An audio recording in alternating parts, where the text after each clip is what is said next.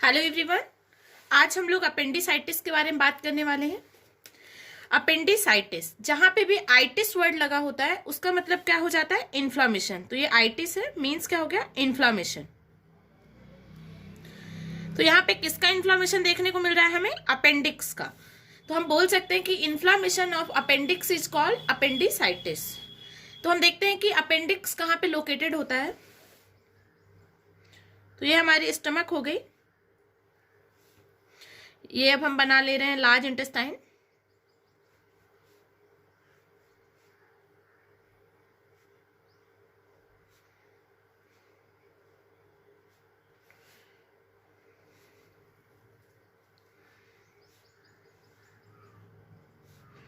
ये अपनी हो गई अपेंडिक्स। ठीक है, तो ये जो अपेंडिक्स है इसी के इन्फ्लामेशन को ही क्या बोलेंगे हम? अपेंडिसाइटिस। ठीक है, तो ये कहाँ पे लोकेटेड होता है? तो राइट इलियक फोसा में ये लोकेटेड होता है। तो हम इसके क्वाड्रेंट बना लेते हैं। 9 क्वाड्रेंट होते हैं हमारे।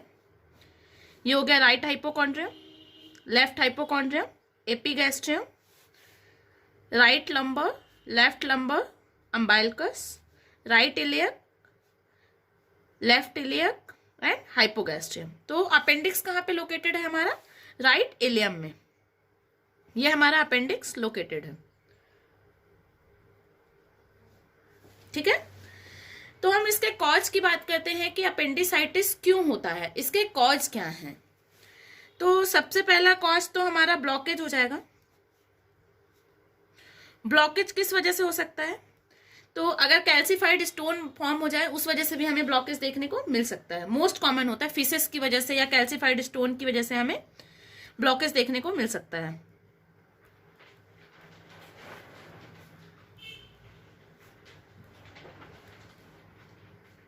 ये क्या है? मोस्ट कॉमन कॉज है अपेंडिसाइटिस का,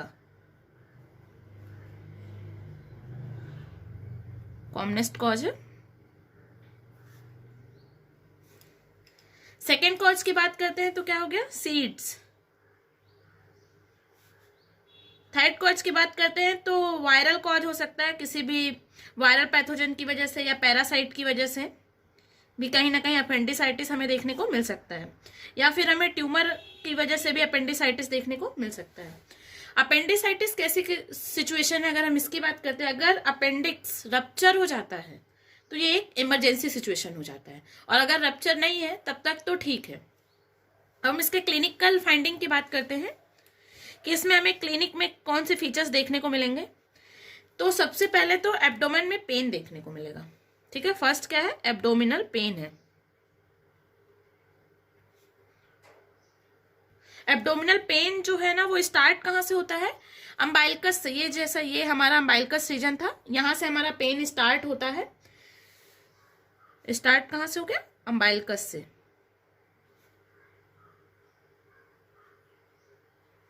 ठीक है, पेन जो होता है ना मेक बर्निंग पॉइंट में भी देखने को मिलता है। एमसी बर्नी पॉइंट भी हम जैसे बोलते हैं। ये कहाँ पे होता है? तो ये जो हमारा अम्बाइलकस है ना उसका लैटरल 1/3, ये देखें तो लैटरल 1/3, और अम्बाइलकस से मीडियल 2/3 में। मीडियल 2/3 में क्या देखने को मिलता है हमें? एमसी बर्नी पॉइंट। लैटरल 1/3 हो गया और मीडियल 2/3 में हमारा एमसी बर्नी पॉइंट है। यहाँ पे भी हमें पेन देखने को मिलता है। और उसके बाद विसरल पेरिटोनियम में भी पेन होता है एंड पेराइटल पेरिटोनियम में भी पेन देखने को मिलता है। इसका फर्स्ट प्रेजेंटेशन हो गया ये। सेकेंड की बात करते हैं हम। अगर अपेंडिक्स रप्चर हो जाता है, अगर अपेंडिक्स रप्चर हुआ है तो सबसे पहले तो ये इमरजेंसी सिचुएशन हो गई है। उसके बाद पर्सन को जनरल पेरिटोनाइटिस देखने को मिलेगा, मतलब जनरल पेरिटोनियम में बहुत ज्यादा इन्फ्लामेशन देखने को मिलता है हमें। उसके बाद होल एब्डोमेन में पेन देखने को मिलेगा। जैसे यहाँ पे एब्डोमिनल पेन जो था अम्बाइलकस से स्टार्ट हो रहा था, एमसी बर्नी पॉइंट पे देखने को मिल रहा था, बट जब रप्चर हो जाता है अपेंडिक्स उसके बाद क्या हो रहा है? पूरे एब्डोमेन में हमें पेन देखने को मिल रहा है। उसके बाद बहुत ज्यादा टेंडरनेस देखने को मिल रही है,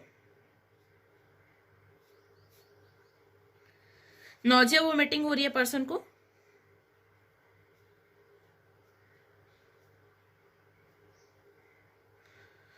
हाई ग्रेड का फीवर है, उसके बाद इसमें कुछ साइन पॉजिटिव देखने को मिलते हैं हमें अगर किसी पर्सन को अपेंडिसाइटिस है तो सबसे पहले क्या देखने को मिलता है कि रोसिन साइन पॉजिटिव होता है।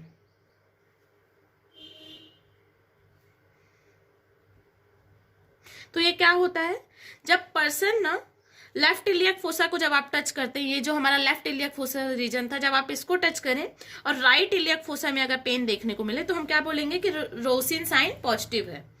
सेकंड की बात करते हैं तो डनफी साइन भी पॉजिटिव देखने को मिलता है हमें।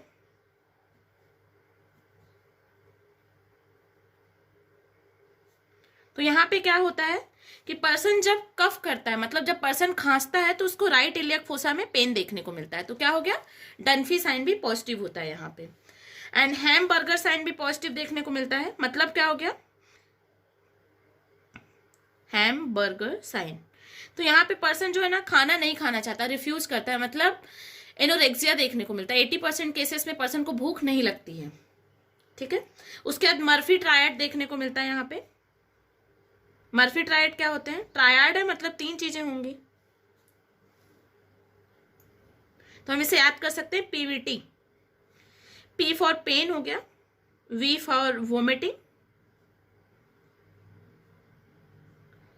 एंड टी फॉर टेम्परेचर मतलब फीवर। ठीक है, मर्फी साइन हम यहाँ पे हमें पॉजिटिव देखने को मिलता है। हम इसके इन्वेस्टिगेशन की बात करते हैं कि पर्सन में कौन कौन से इन्वेस्टिगेशन हम करा सकते हैं। तो हम सीबीसी एंड डब्ल्यूबीसी करा सकते हैं।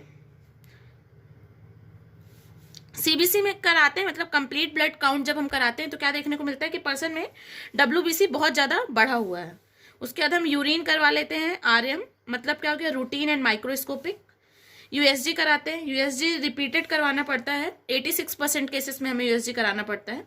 उसके बाद हम सिटी स्कैन कराते हैं। सिटी स्कैन बहुत ज्यादा कंफर्मेटरी टेस्ट होता है एंड इंपॉर्टेंट टेस्ट होता है यहाँ पे। ठीक है, एक्सरे भी करा लेते हैं। अब हम ट्रीटमेंट की बात करते हैं कि पर्सन को क्या ट्रीट देंगे। तो सबसे पहले तो हम पेन मेडिकेशन देते हैं, मतलब पेन को क्योर करने के लिए। तो इतना ज्यादा पेन होता है कि मॉर्फिन तक देना पड़ जाता है, इसमें मॉर्फिन ड्रग देते हैं। फिर हम सर्जरी करते हैं। सर्जरी में क्या करते हैं, अपेंडेक्टोमी मतलब क्या कि अपेंडिक्स को काट के निकाल देते हैं। कई बार हमें ओपन एब्डोमेन भी करना पड़ता है, लैप्रोटोमी। इसकी पोजीशन की बात कर लेते हैं कि सबसे कॉमनेस्ट कौन सा होगा और हम इसे किस नाम से बोल सकते हैं। तो सबसे कॉमनेस्ट पोजीशन होती है इसकी रेट्रोसिकल।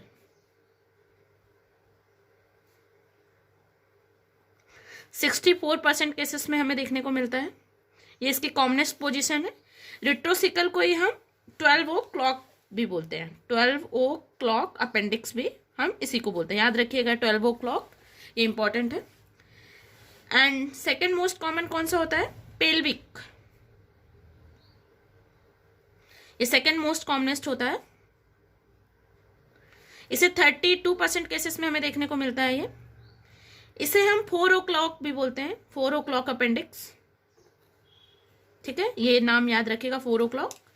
उसके बाद हम बात करते हैं कि और कौन सा अपेंडिक्स के साइट होते हैं। तो थर्ड में आ जाता है आपका सबसिकल, 2% केसेस में हमें देखने को मिलता है position. And post ileal and pre ileal होता है। प्री इलियल जो होता है आपका 1% केसेस में, एंड पोस्ट इलियल जो होता है 0.5% केसेस में। आई होप अपेंडिसाइटिस आपको समझ में आया होगा एंड आपके लिए यूजफुल होगा। अगर आप मेरे चैनल में नए हैं, चैनल को सब्सक्राइब कीजिए, वीडियो को लाइक कीजिए एंड कमेंट कीजिए। Thank you for watching.